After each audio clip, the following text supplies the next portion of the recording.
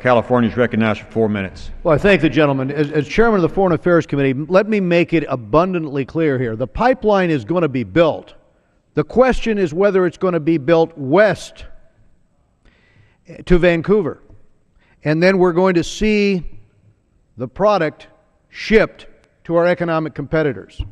Or will the pipeline be built south to our refineries in the United States?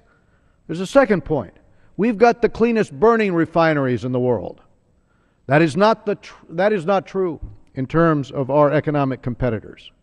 So from an environmental standpoint and from the standpoint of energy needs in the U.S., it makes no sense to advance the interests of our economic competitors. Now, the U.S. energy costs have been declining.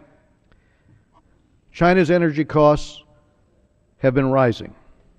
Our country is becoming a more attractive place to manufacture goods. We are also becoming more competitive, both with Europe and with Asia. U.S. gasoline prices right now are 30% lower than China's, and U.S. electricity prices are 50% lower than Europe's. For those of us that have been involved in manufacturing in the past, we understand how important that is.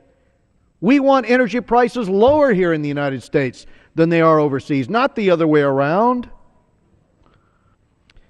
A reliable and efficient energy supply is frankly vital to our economic competitiveness, and unless we reverse course, we could squander the advantage we have right now. And the Keystone Pipeline will have a major positive impact on the economy at a time when millions of hard-pressed Americans are searching for work. Keystone will create an estimated 20,000 new direct jobs, and we know hundreds of thousands of indirect jobs, not only in the states where the pipelines will be built and operated, but throughout the entire country. Keystone is going to enhance our national security. Think about this for a minute. And frankly, our Foreign Affairs Committee members, 24 of our Republican members, wrote to the President in February saying, by providing secure access to petroleum from Canada, we would reduce our reliance on energy imports from countries in the OPEC cartel. The U.S. would be less vulnerable to political and security-related disruptions of our energy supply. Well, that's the point. That's the objective here. And in the same vein, energy from Canada will enable us to reduce our dependence on unstable and unfriendly oil exporters.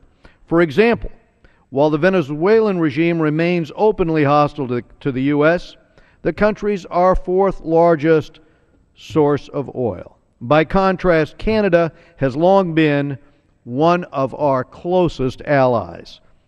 Our economies are joined together with Canada, and our energy sectors are already integrated. We want to spend the money in Canada, have it circulated back over that border. 90% of what Canada buys is made in the United States. We could have no better partner in our effort to ensure our energy security. By obstructing the approval process, the administration not only prevents the benefits of the pipeline from materializing, it also chills the development for new projects. Think about this.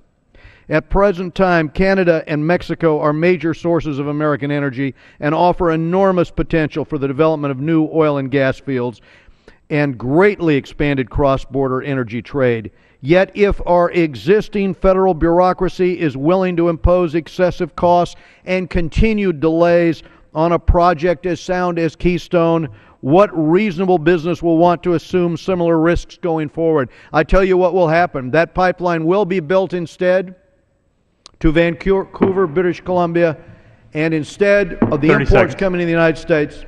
Gentleman's recognized for 30 seconds. The role of the State Department in the approval process is to determine whether the project serves the national interest. No one familiar with the facts would deny that it does, but the delays continue based on unfounded claims. The State Department's own draft supplemental environmental impact statement on Keystone concluded that, in effect, there was no environmental reason not to approve the pipeline.